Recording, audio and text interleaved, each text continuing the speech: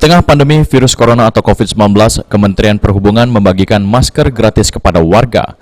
Pembagian ini dilakukan di bawah jembatan Ampera pada Selasa pagi. Sebanyak 10.000 masker langsung diberikan kepada warga secara gratis dan mereka dihimbau agar tetap mengikuti protokol kesehatan COVID-19, seperti menggunakan masker dan menjaga jarak. Menurut Kasubag TU Kantor Kesyah Bandaran, jika masih ada masker yang lebih, akan dibagikan kepada warga di seluruh wilayah Palembang dengan dibantu dinas terkait lainnya seperti Basarnas dan Jasara Harja. Yang akan kita bagi di seluruh wilayah Palembang ini.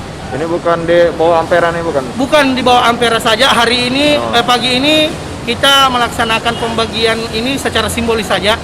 Tetapi tetap dilaksanakan di setiap masing-masing instansi yang terkait. Misalnya nih, ada yang dari KSOP kayak kami membaginya di pinggir perairan Sungai Musi, sampai ke mana-mana wilker kami, Tanjung Api-Api, Sungai Liling, Karangagung.